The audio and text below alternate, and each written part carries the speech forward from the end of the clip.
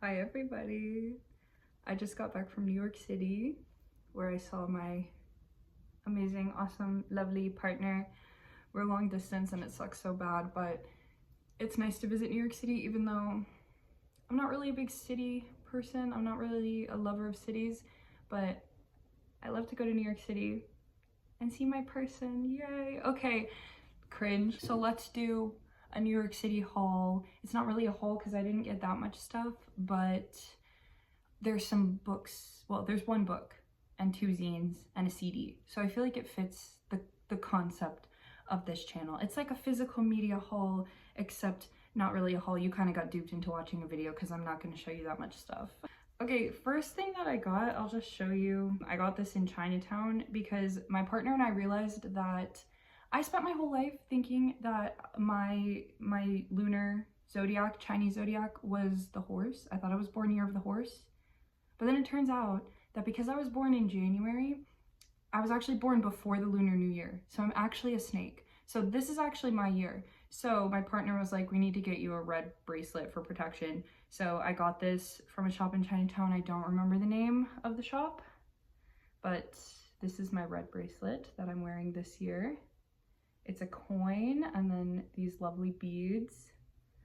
It's sick. So I've been wearing this pretty much nonstop since I got it. Because I'm a snake, which I was devastated to find out because I was a horse girl growing up and I always loved the fact that I was year of the horse. But it turns out I'm not year of the horse at all. Alas, I've been a snake this whole time.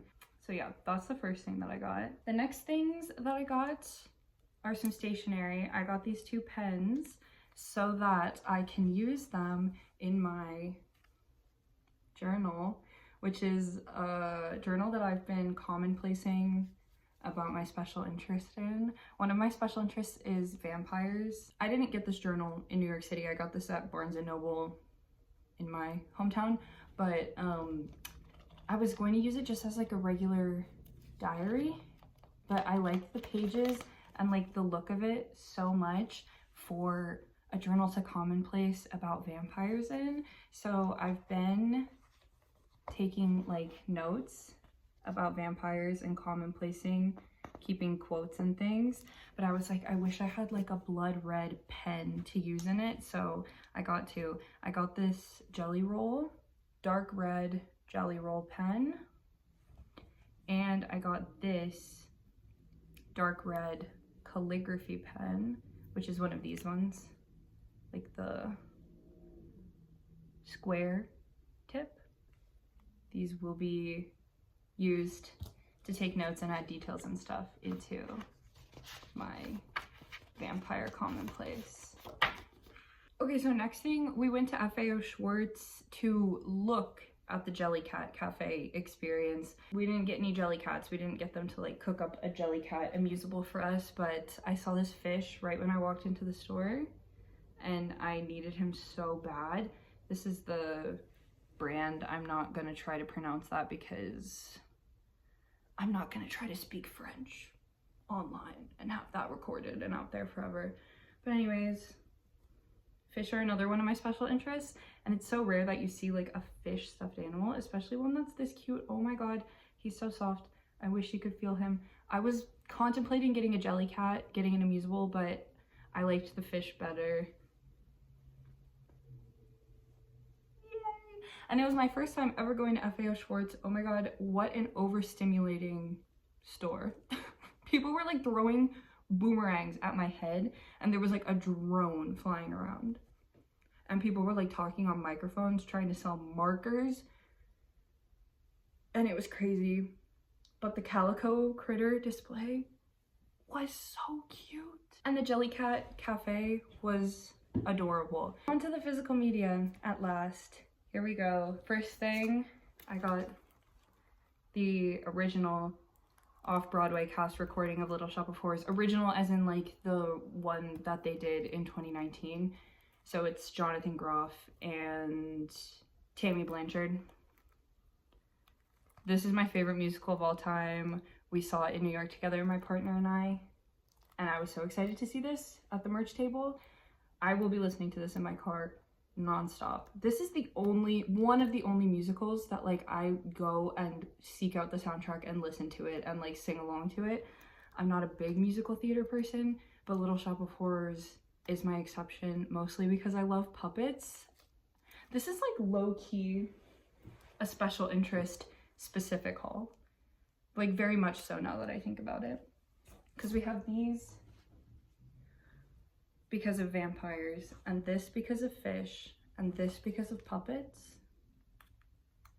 I'm just like introducing you to my autism.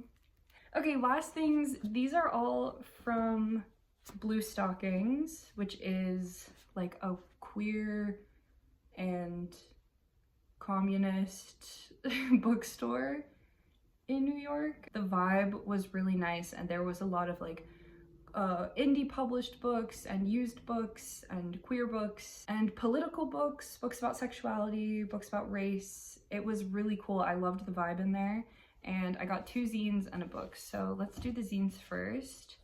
I got an anarchist analysis of imperialism and the criminalization of the Palestinian people.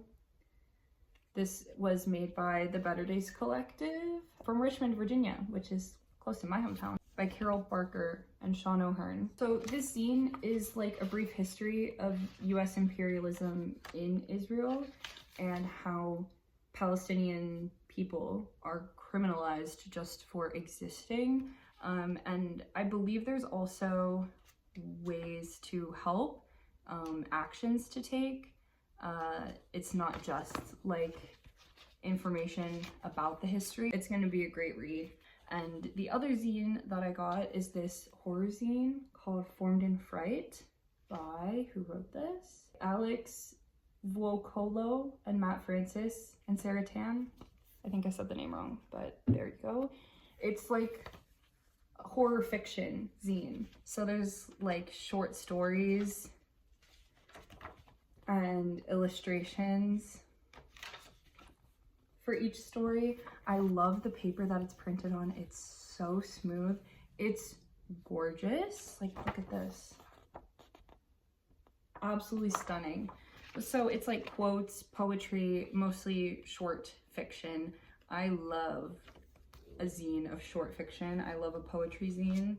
And this is low-key another special interest of mine, zines. So it really just is the haul for all my special interests. Like, so awesome. Actually, genuinely so awesome. And then, okay, probably the thing that you're here to see because it's a book and this is the channel where I talk about books. I found this book called A Manual for How to Love Us by Erin Slaughter. This is a used copy, and I also got this at Blue Stockings. I picked up this book because the cover really caught my attention, and then I read the back, and it's a collection of short stories. It's speculative, and it's about like queerness and womanhood and like women in the South being unhinged, weird, creepy women doing unhinged things. And it's such a gorgeous cover. I love a collection of short stories. I read the first little bit of the first story and I really liked their writing style. So I'm so excited to get to this. I think it's gonna be such a fast read. Also, it has like interesting things going on. Like, it's not all printed on the same type of paper. I'm very intrigued by it. As you can see, I got a little bit through the first short story. I think this is going to be amazing. It says, seamlessly shifting between the speculative and the blazingly real, A Manual for How to Love Us is a tender portrait of women living on the brink and clinging to its precipitous edge in the aftermath of loss. In these unconventional stories, Erin Slaughter shatters the stereotype of the sorrowful woman in distress, queering the domestic and honoring the feral in all of us. Set across oft-overlooked towns in the American South, grieving women embrace their wildest impulses as they attempt to master their lives. The women in Slaughter's stories suffer messy breaks, whisper secrets to the ghosts tangled in the knots of their hair, eat raw meat to commune with their inner wolves, and build deadly MLM schemes along the Gulf Coast. Lyrical and surprisingly humorous, A Manual for How to Love Us is an exciting debut that reveals the sticky complications of living in a body in all its grotesquerie and glory. This was written for me.